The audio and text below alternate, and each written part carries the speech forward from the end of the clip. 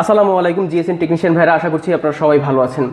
GSM sector অথবা mobile repairing সেক্টরে mobile no service এবং ইমার্জেন্সি কল নিয়ে আজকের এই ভিডিওতে পরিপূর্ণ ডিসকাস করার চেষ্টা করব। বিগিনার থেকে অ্যাডভান্স লেভেলের টেকনিশিয়ানরা যে 5টা মিস্টেক করে থাকেন নো সার্ভিস এবং ইমার্জেন্সি কল আসলে, সো সেই বিষয়ে আজকের এই ভিডিওতে গুরুত্বপূর্ণ 5টি আলোচনা করার চেষ্টা করব, যাতে করে আপনি স্টেপ বাই স্টেপ কাজ করতে পারেন এবং কাজ করার সময় এই 5টি মিস্টেক কখনোই করবেন না।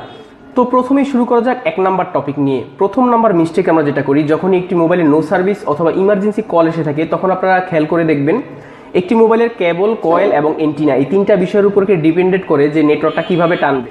সো আপনারা যখন এই 3টি বিষয়ের উপর ফোকাস রাখতে পারবেন যে কেবলটা শর্ট আছে কিনা, অথবা কয়েলটা প্রবলেম আছে কিনা, অথবা এন্টিনা লাইনটা শর্ট আছে কিনা, একটা এন্টিনা লাইন থাকে পিছনে, বডির পিছনে, এই 3টার যে কোনো একটা খারাপ হলে কিন্তু নো সার্ভিস বা ইমার্জেন্সি বিদ্যমান।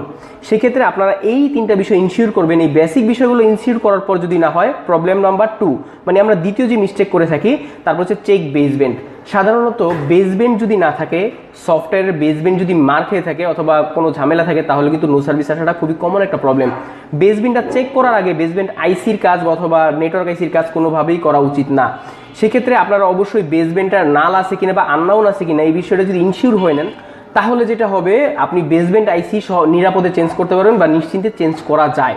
মিস্টেক নাম্বার 3, যখন আমরা একটি বেসব্যান্ড আইসি পরিপূর্ণভাবে চেঞ্জ করতে যাই, তখন আমরা কিছু মিস্টেক করে থাকি। যেমন ধরুন, বেসব্যান্ড আইসির যে লেগগুলো বা বেসব্যান্ড আইসির যে হচ্ছে মাদারবোর্ডের যে লেগগুলো, সেই লেগগুলো যদি কোনো একটা পিন মিস্টেক থাকে, আপনারা জেনে থাকবেন যারা বিশেষ করে স্ক্যামেটিক ডায়াগ্রাম ব্যবহার করেন, একটি লাইনের সাথে অনেক সময় প্যারালাল অনেক কানেকশন থাকে, সেটা প্রসেসর সাথে থাকতে পারে, সেটা ইএমসির সাথে থাকতে পারে। তো সাধারণত এই আইসির লেগগুলো যদি মিসিং থাকে, অবশ্যই সেই মিসিং লাইনটাকে আগে প্রুফ করবেন।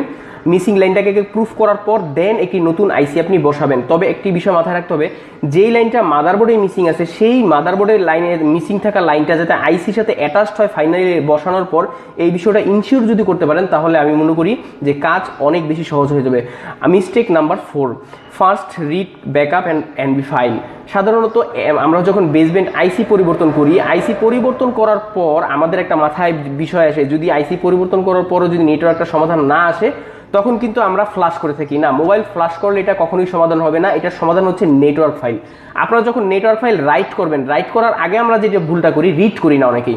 অবশ্যই অরিজিনাল ফাইলটা রিড করে নেবেন, কারণ হচ্ছে যখন আপনি অরিজিনাল ফাইলটা রিড করবেন, নতুন একটা ফাইল রাইট করবেন, নতুন এনবি ফাইল বা কিউসিএন ফাইল রাইট করার পরও যদি কাজ না করে, তাহলে যাতে করে আপনি পুনরায় অরিজিনাল যেই কিউসিএন বা এনবি ফাইলটা ছিল, সেটা আপনি রাইট করে দিয়ে কনফার্ম হতে পারেন যে মোবাইলটা আগের মতোই আছে, এখন আমার অন্য স্টেপে যাওয়া উচিত।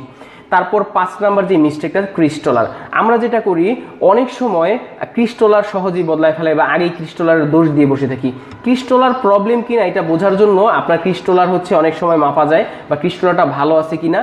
তো ক্রিস্টলারটা হচ্ছে একটি গুরুত্বপূর্ণ একটা ইস্যু মোবাইল নেটওয়ার্ক কভার করার জন্য। এর জন্য আপনারা যেটা করবেন, ক্রিস্টলার ভালো আছে কিনা বা ক্রিস্টলারটা ড্যামেজ আছে কিনা, এই বিষয়টা চেক করার জন্য আপনি হট গান দিয়ে একটু রিসোল্ডারিং করতে পারেন, না হলে আপনি চেঞ্জ করতে পারেন। তবে ক্রিস্টলার চেঞ্জ করার আগে খুব সাবধান, কারণ অনেক মোবাইল আছে যে ক্রিস্টলার চেঞ্জ করার পর বা পুরোনোটা ফালাই দেওয়ার পর কিন্তু মোবাইল অনই হয় না।